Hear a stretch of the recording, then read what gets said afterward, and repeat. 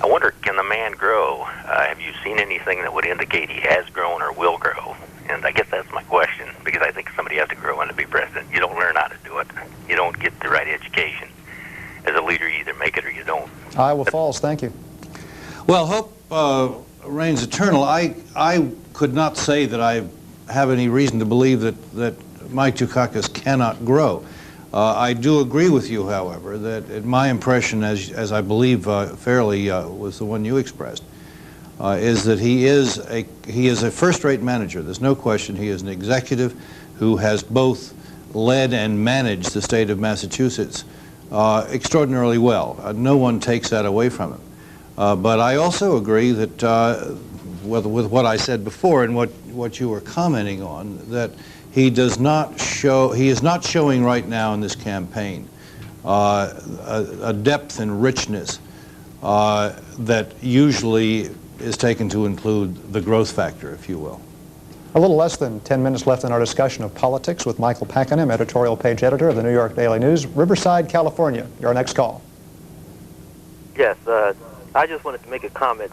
Do either one of your guests believe that either Mike Dukakis or Albert Gore was aware that there was a first use nuclear strike policy in NATO before the debacle with the questions that they made or statements they made yesterday or the day before? And I want to, if I can just follow on, I also want to make a comment about the seeming desire for conservatives to attack Jesse Jackson, who guys like Pat Buchanan and others, and President Reagan have claimed was unelectable, but they seem determined to continue to perpetuate that idea. I guess they're trying to create a self-fulfilling prophecy. I'll wait to hear your comments. Thank you. I'm not sure what Pat Buchanan's motivations are, and I wouldn't assume that I'll figure them out. As to Gore and Dukakis on nuclear policy, I think that Senator Gore is as well informed on defense policy as anybody in government.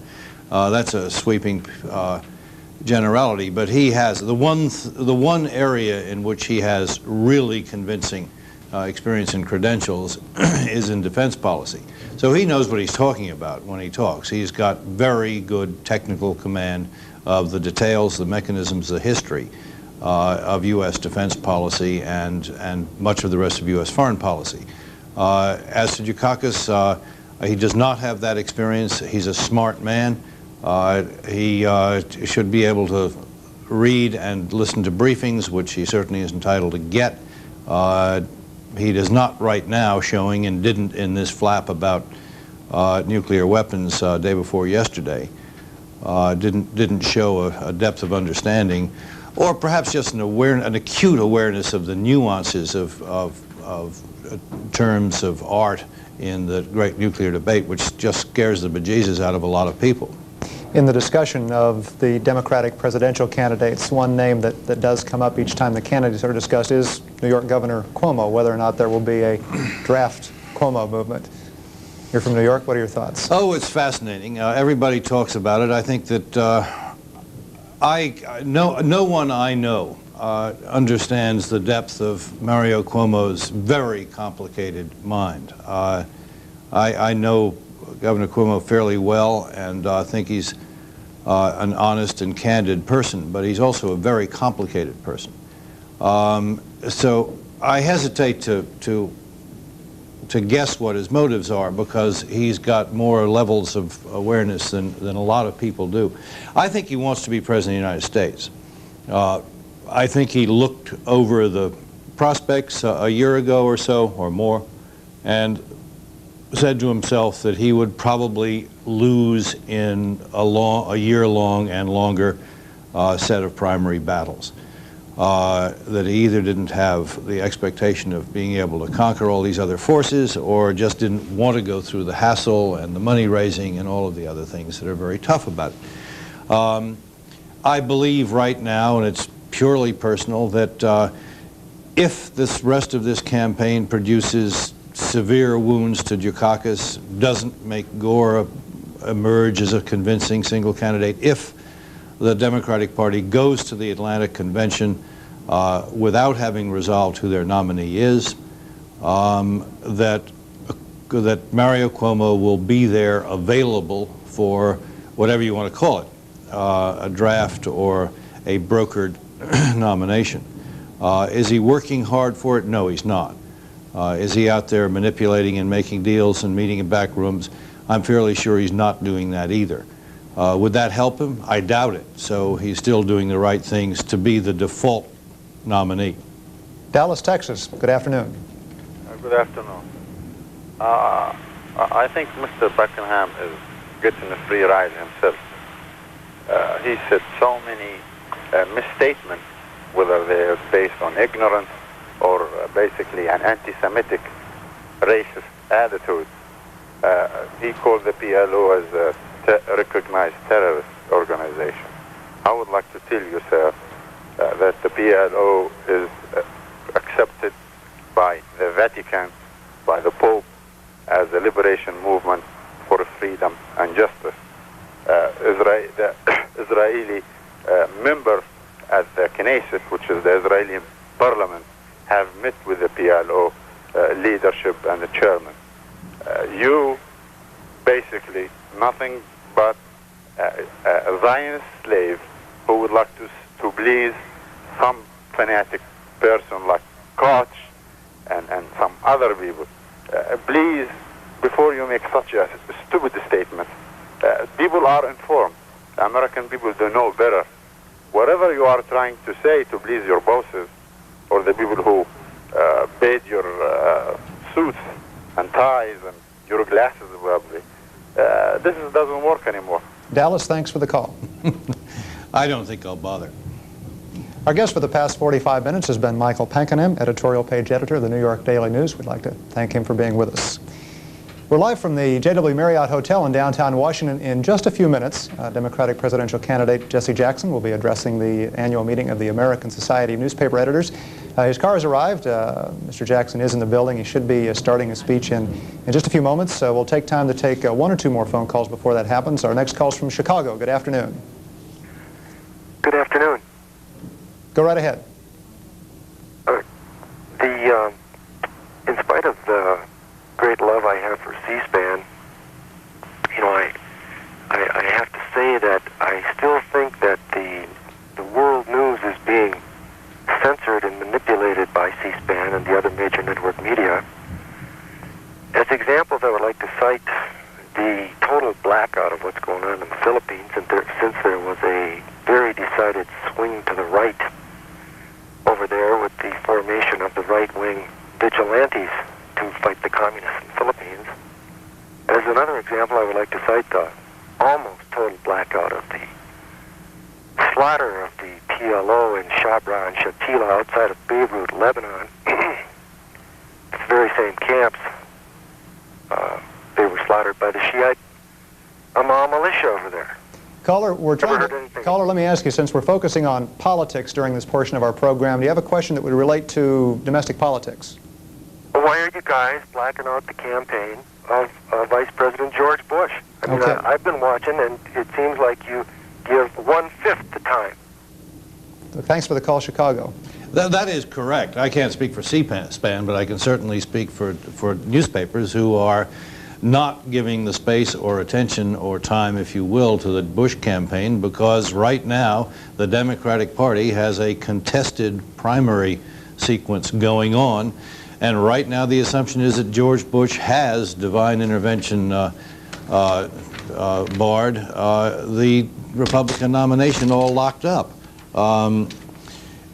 As soon as the Democrats and Republicans have two candidates in the field, you'll find that the coverage is about identical. Right now, George Bush's interests are best served by not making a lot of noise, and he's not making many speeches. Woodland Hills, California. Good afternoon. Good afternoon. I have a couple of comments to make. The first, I find it interesting that Ronald Reagan is indignant when Speaks attributes some comments to him. And yet, when Colonel North and Admiral Poindexter set foreign policy, he calls them heroes. I'd like to hear your guest's comments on that. And second, I just must say this. In '84, I was involved with the Jews for Jesse Jackson organization here in Los Angeles. But I find it interesting that a lot of Jewish people are taken aback by the Jaime remark, yet it's very common for Jews to use the word schwarz in talking about blacks. Now, a lot of blacks would take that as a negative as well, yet it's very common and they use it all the time. California, thanks for the call.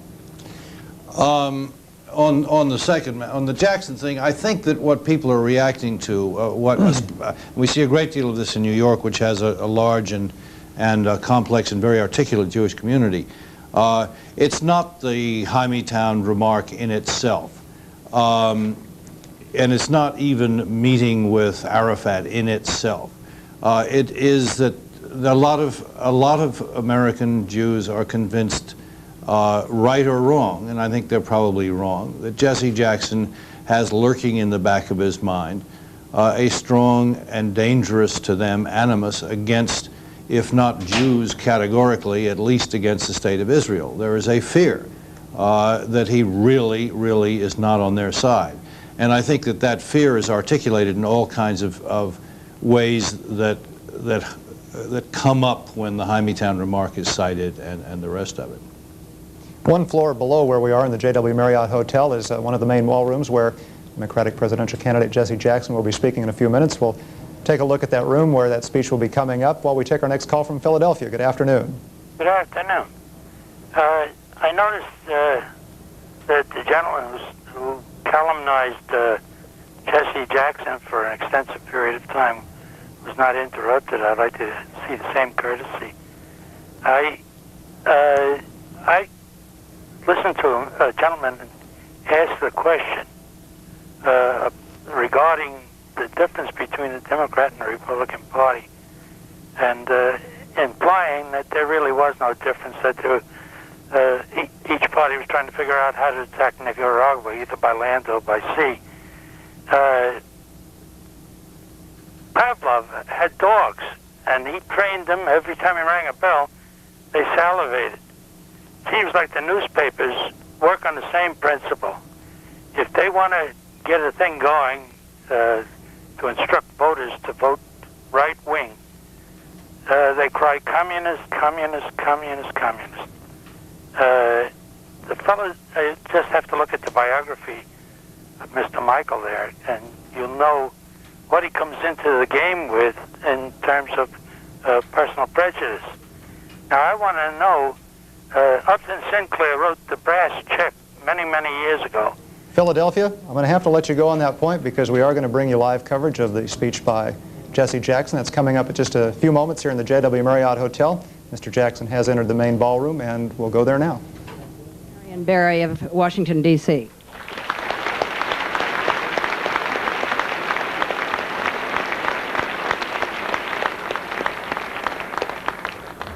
And now, while Reverend Jackson is greeting the hotel guests, before I introduce his introducer,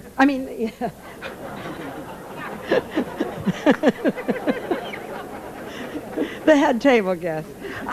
One important acknowledgement I'd like to make, and that is today we had President Arias here because of the very good help that we got from the Gannett Company in sending an airplane to Costa Rica to bring him here to Washington, and we're very grateful. And now I'd like to introduce Bill Kovach of the Atlanta Journal and Constitution to introduce Reverend Jackson. Thanks. Again, in the interest of time, I'm going to forego the biographical data about this man whom you all know. I would like to, by way of introduction, just make one observation. One thing has been made absolutely clear about the Reverend Jesse Jackson this year. Whether you like him or dislike him, whether you agree with him or disagree with him, his campaign has added a new luster to the dream of a democratic society. And popular elections in America will never be the same because of his tenacity and his commitment to the process. Let's welcome the Reverend Jesse Jackson.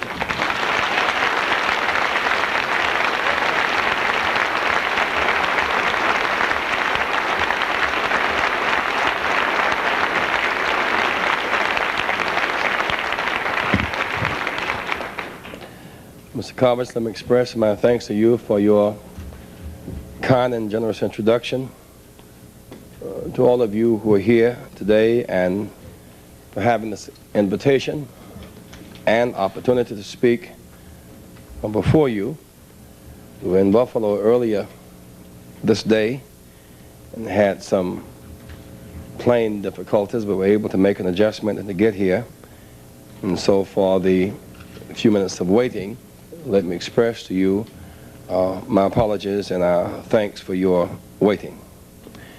Let me express my appreciation and delight at having the opportunity to be with you today to share a few basic observations on security in the modern world. The next President of the United States will face momentous choices about how to protect this nation, strengthen its people, and preserve its democratic institutions. The decisions made will set the tone and the direction of American foreign policy for a new century. A fundamental reassessment of our security priorities is long overdue. This must be grounded not on ideological presuppositions, but on a new realism about the world in which we live, a sober assessment of our real security concerns. Our national security policy today is still based largely upon assumptions and institutions developed immediately after World War II. Think of the world 40 years ago. Stalin ruled in Moscow, and communism appeared to be on the march. Western Europe and Japan were devastated by the war. What we now know as the Third World was just beginning its struggle against colonial rule. We were the world's preeminent power. We alone had the secret of the atomic bomb. We enjoyed an economic boom fueled by pent-up wartime demand and savings. We represented the voice of democracy and human rights across the globe. From this reality came post-war strategy. Nuclear superiority would deter Soviet adventure. A grand alliance would contain Soviet expansion. A global commitment to intervene in civil wars and confront insurgencies from Greece to Indochina, from Iran to Central America, would forestall the spread of communism.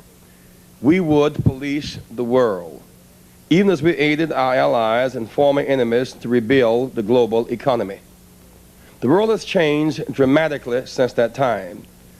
The Soviet Union has built a nuclear arsenal equal to our own. Europe and Japan have recovered. Their modern economies are competitive with our own. Communism holds no appeal to these democracies.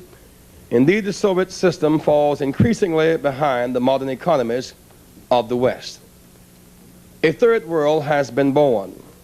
With over 100 countries coming to independence, they now struggle against grinding poverty and despair, torn by conflict of tribalism, nationalism, religious fervor, and financial austerity. And we have changed. Our economy is still strong, but we are more and more dependent on a global economy over which we have less and less control. We're becoming overly dependent on foreign capital, foreign investment, and foreign energy under Reagan and Bush. We've gone from the world's largest creditor to its larger debtor nation. Growing private wealth coexists with deepening public squalor as pressing investments in education, in children, in infrastructure, in health care go unmet. Our military is the strongest in the world. We've learned at great cost in Vietnam, in Lebanon, the limits of military power. Our challenges, too, have changed. Today, surely the number one threat in the streets of our nation is not alien ideologies, but illegal substances, drugs. Drugs are not simply a domestic problem, the pressing dimension of our foreign policy as well. Either the most inept dimension of our foreign policy or the most corrupt dimension of our foreign policy. In terms of security of our children, of our streets, indeed of ourselves, surely the threat of drugs is a clear and present danger to our national security. Our policy must be changed to fit the new realities. We must change our course or lose our way. But change is always difficult. Institutional inertia stands against it. Conventional wisdom stands and argues against it. Fear-mongers rail against it. Too often politicians cater to prejudice and polls rather than mold opinion for the common good. Over the last 7 years, the Reagan-Bush administration has chosen virtually to ignore these realities. They have truly represented a reaction, a search for a nostalgic past, blind to challenges of this day. After 7 years of Reagan-Bush, America's military budget has doubled, the largest peacetime military buildup in our history. Are we more secure now than we were at an earlier time? Have we expanded our influence in Latin America, in Africa, or the Middle East? After 7 years, more Israelis are dead, more Palestinians are dead, more Arabs are dead, more Nicaraguans and South Africans are dead. Americans are still being held hostage in the Middle East. After 7 years, our country has sacrificed much of its moral authority and force in the world. The Reagan-Bush administration has sold missiles to the Ayatollah, illegally shipped guns to the countries, deceived our allies, spurned the law, and lied to the Congress and the American people. After 7 years, we're losing the war on drugs, in part because it has not been our priority. We've not really fought the war on drugs. Instead, we have retained relations with dope-dealing generals, arms merchants, and bandits in an obsession with 3 million Sandinistas who do not threaten us. And if so, 15,000 countries could not save us from them. But we have a strong military, the strongest in the world, but weak leadership. Too many guided missiles and too few sensible minds. We need more than a new face in the White House. We need a new realism and a new direction. The nuclear arms race. We must address the fundamental threat to our survival, the nuclear arms race. Thus far, we've avoided Armageddon. The threat of nuclear war poisons the dreams and blights the futures of our children every day. Today, the U.S. and the Soviet Union have between us over 50,000 nuclear warheads. The Soviet Union poses a direct threat to our security, and will continue to do so as long as it possesses weapons that can destroy us all, and they still exist there and in our continent. Surely the primary goal of your security and our policy must be to reduce and ultimately to eliminate this threat. History has demonstrated that no nuclear weapons will make us safer or give us any meaningful advantage. The search for superiority is a dangerous illusion. No technical breakthrough can make us invulnerable. Star Wars system is not security. It's a fantasy. It is a nightmare. The INF Accord is a small step in the right direction. Deep cuts in strategic arms represent a good second step. And even with deep cuts, we would possess an arsenal able to destroy the Soviet Union many times over. Both START and INF are too limited. Neither would end the technological arms race. Under both, every new weapon system we can imagine could be developed. The same is true for the Soviet Union. The arsenals would grow faster, more accurate, and more dangerous. If SDI takes the arms race to the heavens, it may soon literally become lunatic. Agreements in which old weapons are dismantled and new ones developed will not make us safer. Agreements that speak of conventional arms buildup will not make us more secure. We must seek another way. Arms control must become part of an arms reduction process. Not a tactical ploy in a continuing arms race. Both sides must make a commitment to reduce nuclear and conventional armaments, to slow and eventually to stop the technological arms race. This requires that individual agreements be a part of a broad conceptual framework for orderly reduction of both conventional and nuclear forces. That is why, as president, I would initiate a nuclear testing and missile testing moratorium, challenging the Soviets to join.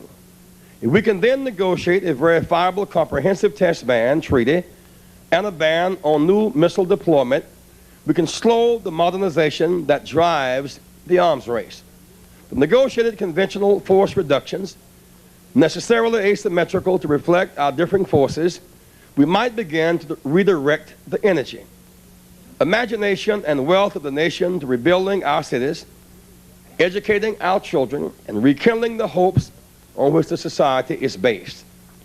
Any significant arms reduction will require a changed political relationship between our country and the Soviet Union. 25 years ago, President Kennedy called for a new beginning in U.S.-Soviet relations in a speech at American University. Today, transformation of our relationship is both more necessary and more possible. In the Soviet Union, Mikhail Gorbachev appears to lead a new direction, a new generation of leaders intent upon making dramatic reforms in the country. Gorbachev has explicitly stated that these reforms require a new course in foreign policy. His call for new thinking poses new challenges and new opportunities for bold leadership in our country. For the first time since World War II, it may lie within our power to transform the global competition into a more cooperative and constructive relationship. Developing this relationship has its risks, but is in the mutual interest of our country and the Soviet Union, and it is also the right and timely thing to do.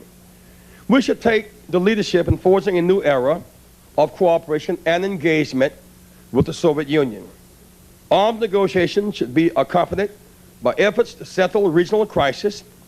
The recent agreement of the withdrawal of Soviet troops from Afghanistan illustrates the possibilities.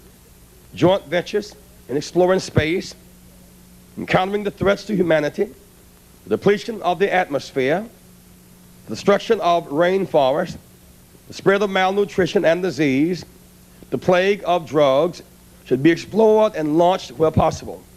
Trade and cultural exchange must be expanded. If we develop this new relationship, we must give high priority to engaging our European allies.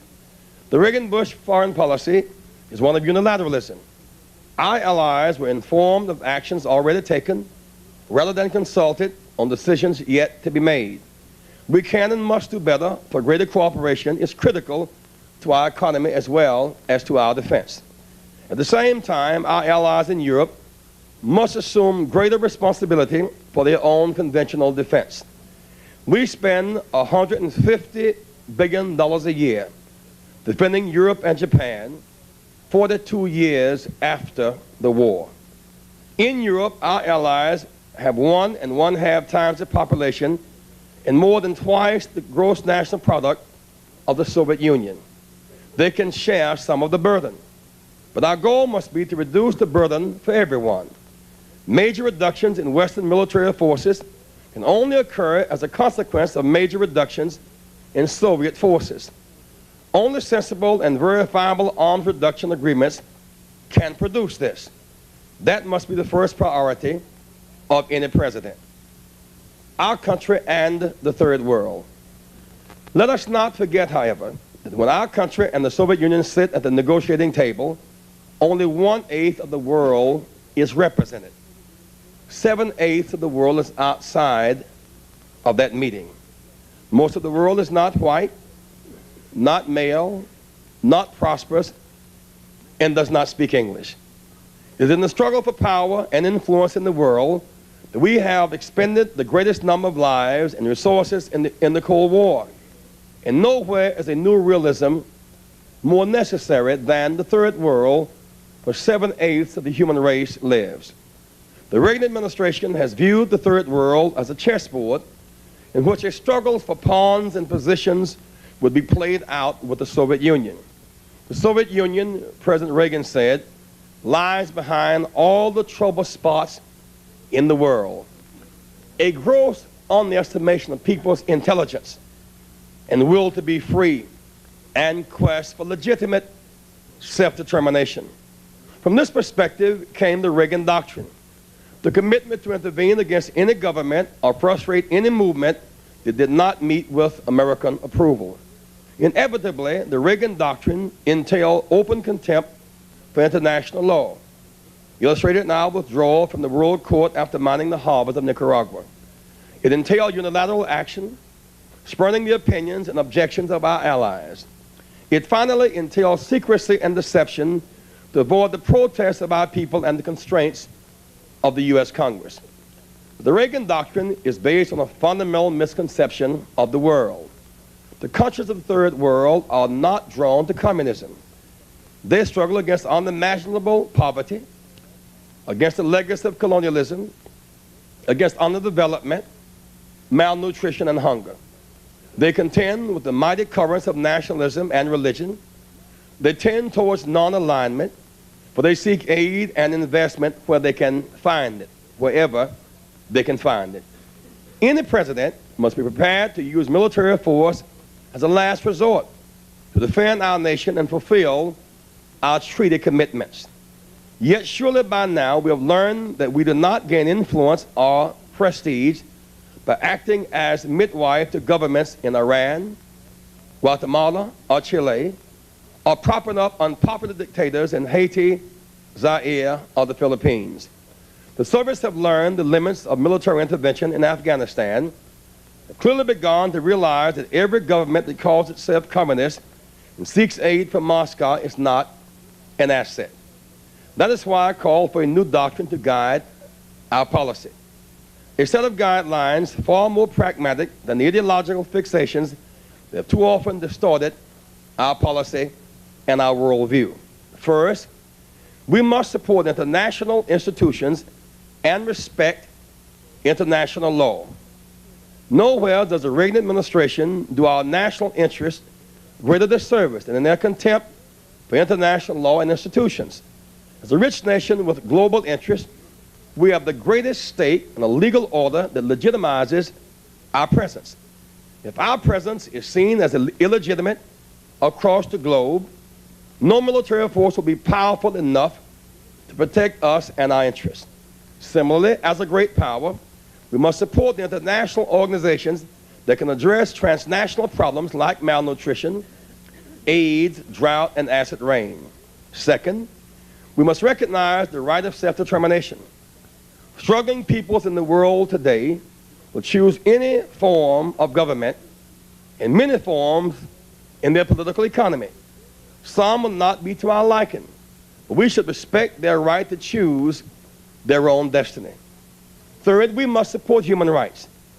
Our foreign policy should reflect our values, our concerns for freedom of speech and press, of religion, for due process and equal protection under the laws. Growth and repeated violations of human rights should not be recipients of U.S. aid or trade preferences. Finally, we must be a force for economic growth and justice. Development in the Third World is a security need of our country. Without development, there will be no peace. Without peace, there will be no growth. Without growth in the Third World, we should not be enforcing austerity upon the impoverished, but taking the lead and lifting the debt burden that have dashed any hope of economic growth in much of the Third World. We should be encouraging Japan not to build more weapons, to use its resources to take the lead in creating new development funds for the Third World. At the same time, we should seek international cooperation to enforce basic labor rights abroad. Either the standard of living of workers abroad will rise or ours will decline. If workers abroad gain fairer wages, they can buy what we produce. We all grow together. Lastly, crisis areas. Against this backdrop of a new realism for American foreign policy, we can move constructively to address the most dangerous trouble spots in the world today. The fact is, we are placing more emphasis on military might, on our respect for human rights, self-determination, international law, and cooperation. Our foreign policy must serve our interests and serve those of our allies. After decades of conflict, neither the Israelis nor the Palestinians have security or peace. Each night we witness the human pain and suffering that generates only more anger and more violence. The Israelis and the Palestinians are locked in a death grip. Neither has the security to let the other go. We must do for them what neither can do for themselves. Move them from confrontation, mutual annihilation, mutual destruction, occupation, and despair to dialogue, mutual recognition, and coexistence. That's the challenge of leadership. We must challenge the Palestinian leadership to accept Israel's right to exist within secure borders, just as we must challenge Israel to recognize the Palestinian right to self-determination with security. I welcome the initiative of Secretary of State Shultz to begin a dialogue between the U.S. government and Jewish and Arab Americans. We urgently need their help to support the work towards a solution, a just solution in the Middle East. The Secretary's endorsement of an international conference, his adherence to UN Resolution 242, in exchange for land for peace for all, in my judgment, are positive steps in the right direction toward ending the crisis. To solve the crisis, we need active leadership. As president, I would appoint a personal emissary of highest reputation to doggedly pursue the conversations to their proper conclusion. We must offer incentives for agreement, not threats against objection.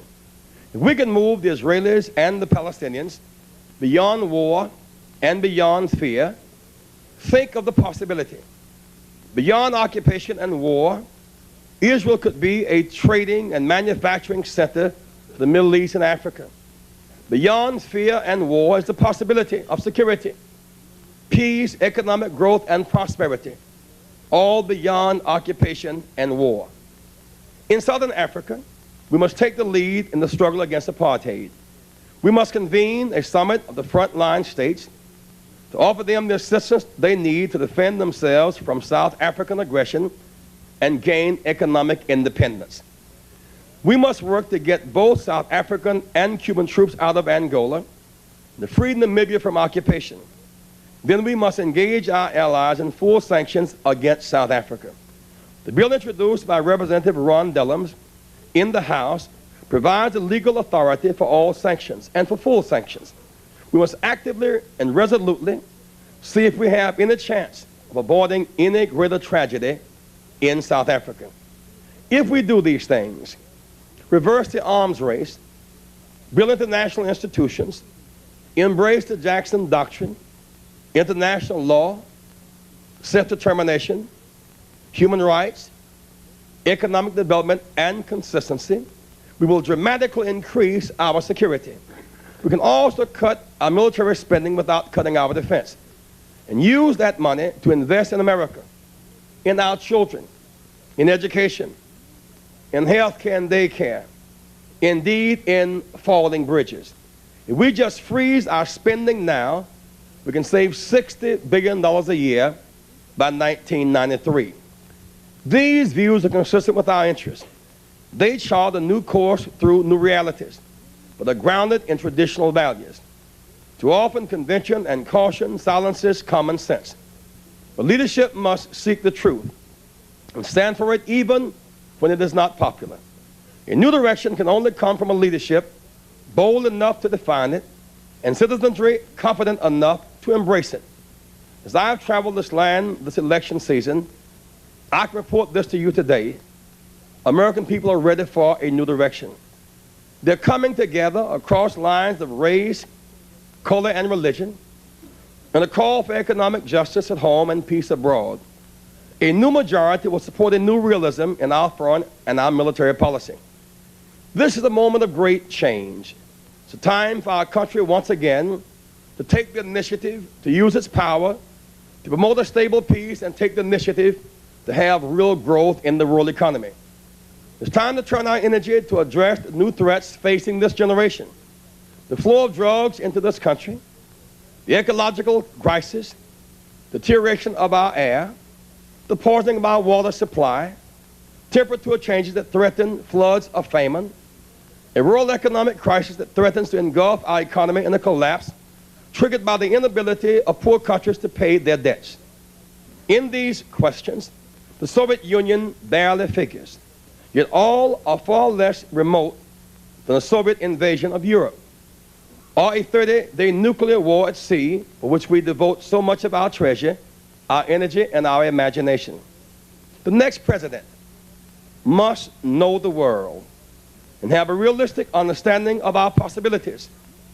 The next president must change our direction and seek peace for our land. Thank you very much.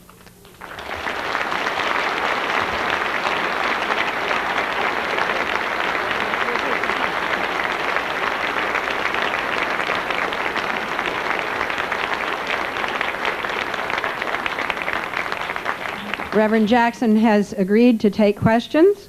If you will remember the ground rules, questions only for members, from members of ASNE. Identify yourself and your newspaper, please. And while there are people making their way to the microphones, let me ask an initial question. Reverend Jackson, you have talked eloquently of keeping drugs away from the borders of our country. You've never really spelled out specifically how you would keep drugs away from the borders of our country. Could you tell us, please?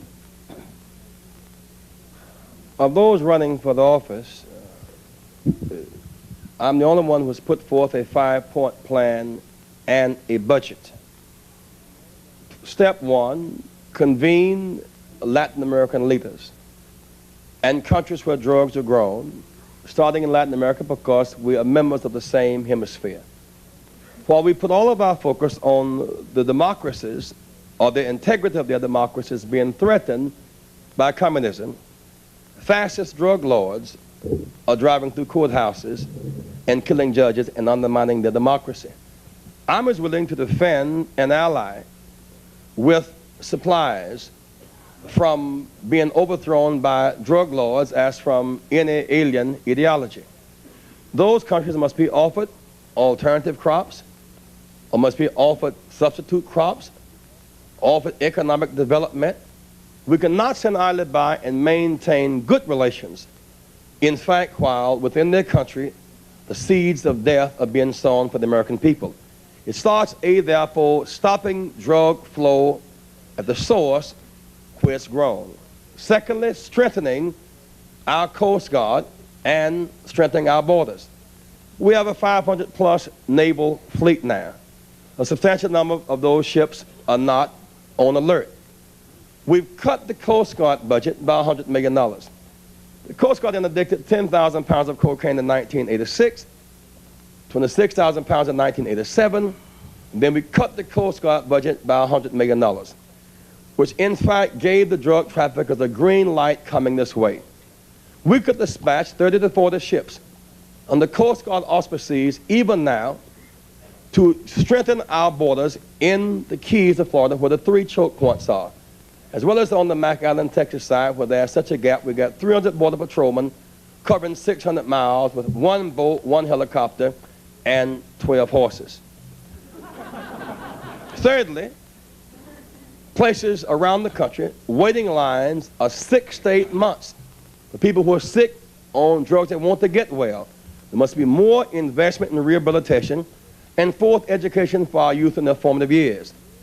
At least a $3 billion budget must be allocated to, in fact, engage in a serious war against drugs. Lastly, as president, I could substantially cut the supply of drugs, but the people must cut the demand for the drugs. And what makes it a very difficult struggle is we're spending $150 billion a year. We've gone from thinking it was just the immorality of poor people and pleasure for the rich to now knowing the children are not buying $150 billion worth of drugs a year. Ball players are not laundering $100 billion worth of drugs a year. That's corruption in high places, protecting drug traffickers, drug warlords, and drug pushers. We may not have ever seen a threat to our security and fabric before in our history, quite like the flow of cocaine, crack, heroin, and PCP into our society. Reverend Jackson, Larry Kramer from the San Francisco Examiner. You've never been elected to public office, and more importantly, perhaps, you've never run a government of any size. Why should you start at the top? Let's look at the qualifications for the office. First, you have to be old enough and American enough, and you have to be a leader who can set a direction. Now, Mr. Reagan and Mr. Bush both have adequate resumes, but let's look at the deficit and the debt and the trade imbalance and our dilemma in Latin America, in the Middle East, and in South Africa. Some office holders are not leaders, and some leaders are not office holders. If you look at this campaign, what issues have set the pace? A leader must strengthen and respect and know the law. I can do that better than this administration has, and it's been elected twice. It must set the moral tone for the country. I've done that for this campaign. It must determine priorities. Drugs are now the #1 issue. Now, my competitors are now putting drugs on commercials as a great issue, and they are officers in this war against drugs. And Mr. Meese has now gone to Latin America after 7 years.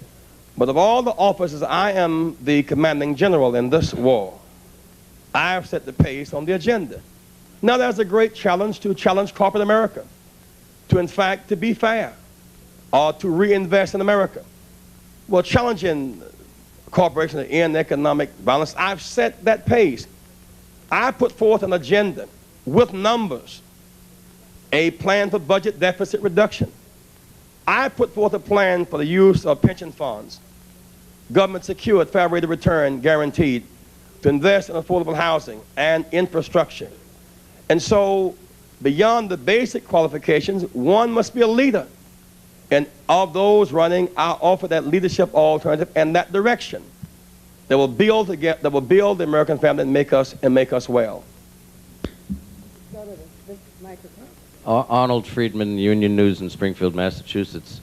Reverend Jackson, you have advocated a dialogue between American Jews and Arabs to discuss Mideast problems, and yet you have refused a dialogue between American Jews and Jesse Jackson, which might point the way towards reinstituting the black-Jewish coalition that was so important in the civil rights movement. Could you explain why? Well, that's not true. When we first got to New York, for example, on the very first day I was endorsed by Barry Feinstein of the Teamsters Union. The next day met with a couple of hundred labor leaders, a significant number of which were Jewish. I met with Jewish labor leaders, a group of business leaders presided over by Peter Strauss on Monday morning. Met with Jewish publishers and writers. I've been endorsed by Nation magazine. A lot of Jewish persons are involved, by Village Voice just 2 days ago. And we keep reaching out to every level of the Jewish community. Now, we must reserve the right, given the tensions there, to determine the highest and best and most effective use of our time. But let's step behind that. It didn't just start with the heat of the campaign. When Mr. Reagan went to Bitburg to lay the wreath, I went to Strettenhof at the same time with Bruno Kreisky, opening up dialogue and paving the way for healing.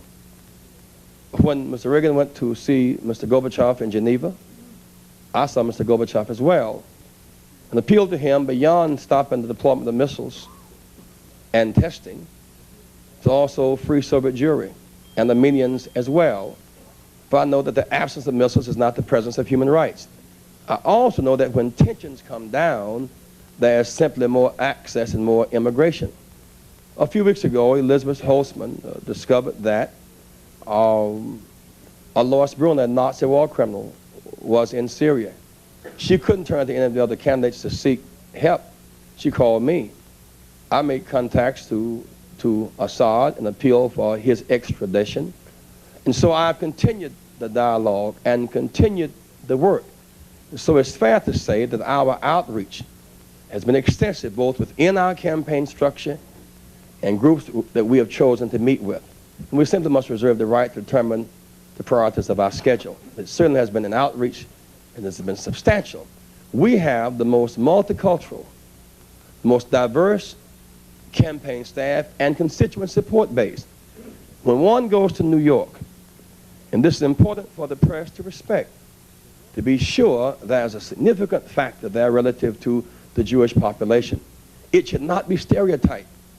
Some Jewish people are Republicans, and not many of them want to meet with me or any Democrat. Some Jewish people support the Likud wing of the Middle East arrangement. Some Labor, some Peace Now. We should not stereotype in that wise, therefore. But beyond that, in New York, there are more Haitians who live in New York than who remain in Haiti. And there's no demand by the press to meet with Haitians or discuss Haitian policy, or demand by my competitors to meet with Haitians. In New York, there's real concern about Panama, because so many Panamanians live in New York. And how we relate to Panama now and how that ties into the countries is a very real matter for a serious broad-based foreign policy. In New York, there are more African descendants than any place in the world except Nigeria and Brazil.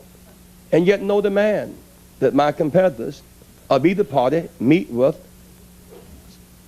certain levels of black leadership, or to meet with Irish leaders with whom I will meet and stay. I have reached out, unlike any other candidate, to the Irish, to the Italian, to the Jews, to the Haitians, to the Hispanics, to the Puerto Ricans, to the blacks. Mine is a representative, a very broad-based campaign, the broadest of all. The far left. The far left. Our far left.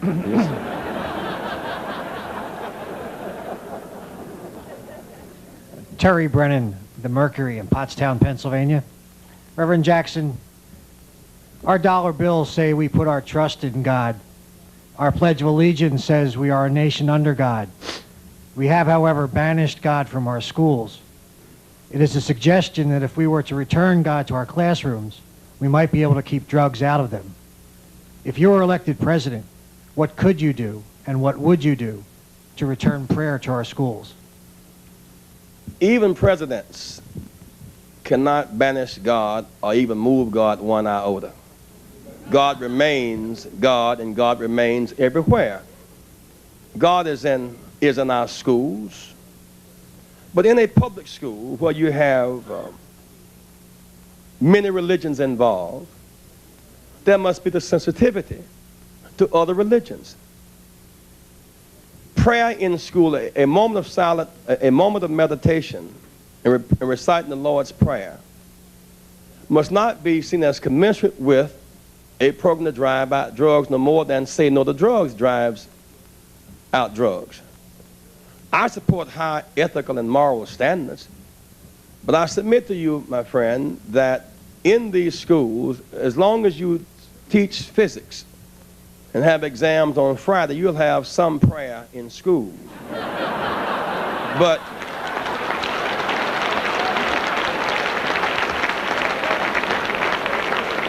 thank you.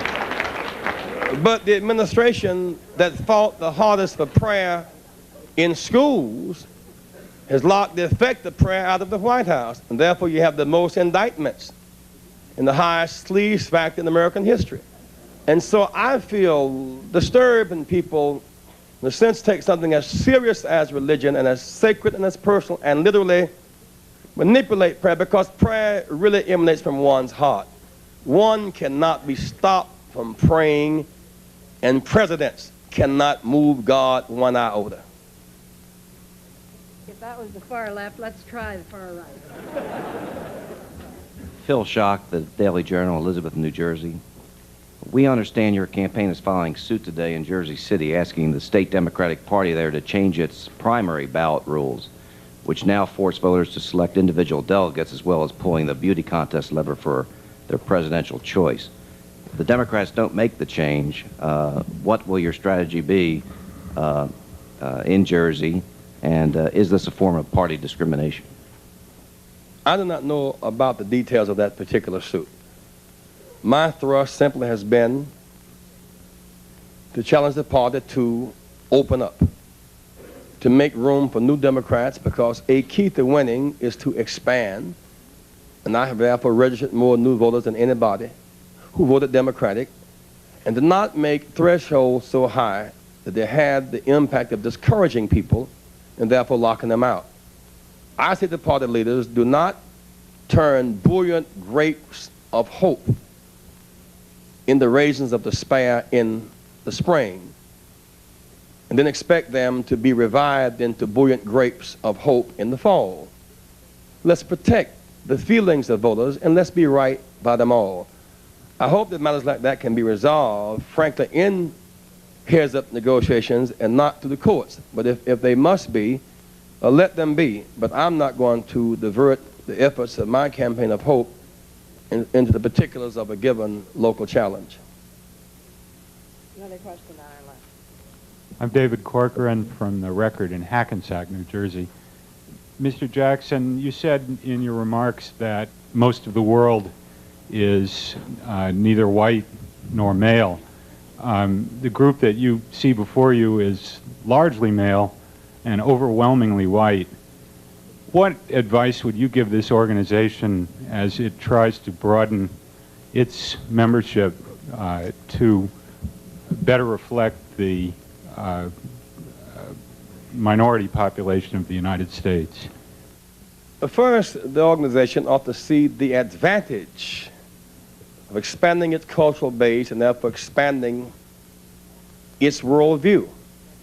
One of my reasons for resisting the English-only syndrome, whatever security it may give people to know that our language has religious value and is dominant, within this hemisphere it is not the dominant language. Two-thirds of this hemisphere is Latin Americans who speak Spanish and Portuguese for the main. Our strength is in expanding our language, expanding our culture, reducing Mexican and Brazilian debt, and therefore expanding our economy. And so my alarm goes off when I sense these walls and retreats as opposed to expansions and growth. We are a blessed nation to be a sixth of the world's population and be so dominant in the world. Between us and the Soviets, 1/8 of the population to in fact have such power over the other 7/8. But clearly they are growing in power and growing in demands, and in some instances growing in danger, because nuclear proliferation that is uncontrolled for the most part is taking place in the 7/8. The poverty is in the 7/8. While the U.S. and the Soviet go back and forth in hard negotiations and posturing and positioning, the outbreaks are in Latin America, or in Afghanistan, or in the Persian Gulf, or in the Middle East, and South Africa. When Mr. Reagan and Mr. Gorbachev met to sign the INF agreement, my greatest fear was in the middle of the celebration that an American-made weapon in Iran may have been fired on an American ship in the Persian Gulf, which would have obligated us to shoot back because we would have been fired upon, at which time the bubble of the balloon would have been burst simply by an uncontrolled element in the world where 7/8 of the world lives. It's a tremendous challenge in this room for us to expand our cultural base and see the world from a different point of view. Many of us have gotten, it seems, much too used to seeing the world from the few people that we became comfortable with as friends, as allies, as business partners, as people educated in American schools, but who went back home as dictators. And invariably they lost. The Somozas and the Marcoses and the Shahs of the world have gone and gone forever. New orders are there, and we must be more aggressive in relating to those new orders and understanding how to influence them. I've met with some of these leaders in the third world, and you immediately get scarred, say, you met with our enemy. Well, one can only help the ally by convincing the enemy not to be an enemy. You cannot be a leader unless you can convince the enemy not to attack our ally. We must, as a superpower, relate to the leaders of this world to try to change them, influence them, neutralize them, convert them. We must get tougher than we are and bolder than we are about relating to leaders of this world, even those with whom we disagree. One more question, I think our last question here. Mr. Jackson, I'm David Annable from the Christian Science Monitor. I wonder if you give us your thoughts on a question or a statement which is often made, but which is not necessarily made publicly all the time, that this country is not yet ready for a black president. I wonder if you'll give us a direct answer to that question. Well, the people are speaking loudly and clearly. And in a democracy, we must let the people speak. They're speaking in Iowa, in Vermont, in Maine, from Puerto Rico to Alaska, from Michigan to Mississippi. The people are speaking. I submit to you that when we keep reinforcing on the people's mind that they are not ready for somebody because they are black or Hispanic or female or Jewish, it's really an attempt to keep people locked in. It's an attempt to keep America from expanding, to keep America from growing. Many of the people who talk that way, who dominate all the TV shows, you have a few people talking more and more about less and less to fewer and fewer people, the kind of journalistic incest, need to get out into the world where people are. They are surprised at the growth because they're not connected to those who are growing. Just as the third world has grown in the last 25 years, America has grown and gotten better in the last 25 years. We went across the South on Super Tuesday without a single catcall or boo, not a single ugly sign at a mass meeting.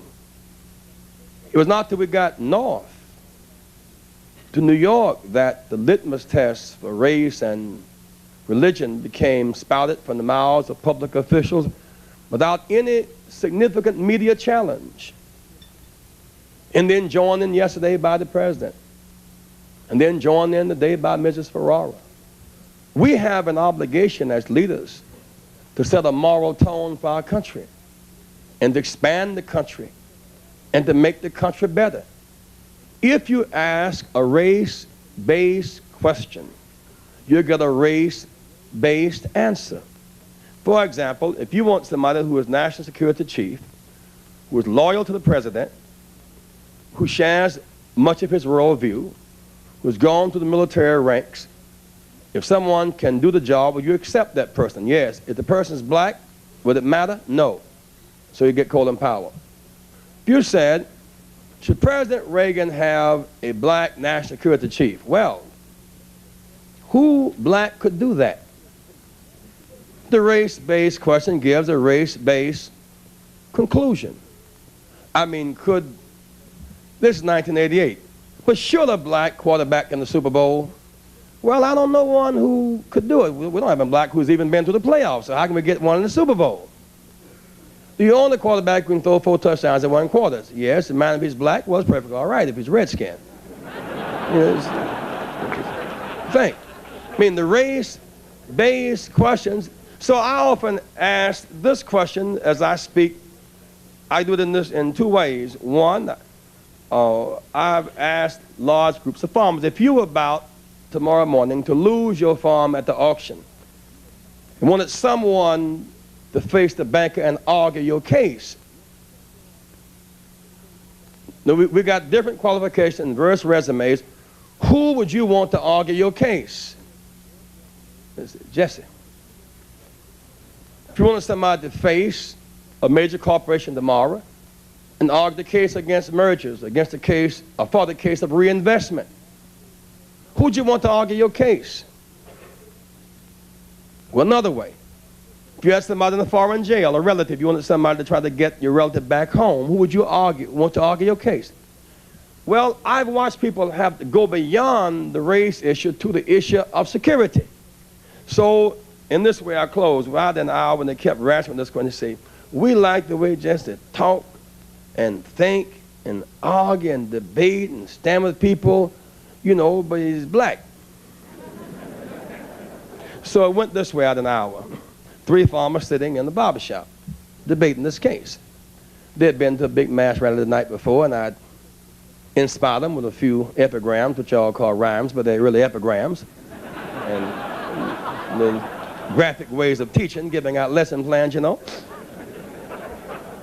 You understand? I couldn't miss this chance to say that to y'all. Some people rhyme and reason, some people neither rhyme nor reason. So one farmer said, you know, I like that Jesse Jackson. He be talking about keep the family together and traditional values and men cling to your wives in a time of crisis and just because his dog don't abandon your family. So I like that. I said, yeah, now the boy talk about good values now, but I tell you, he's black.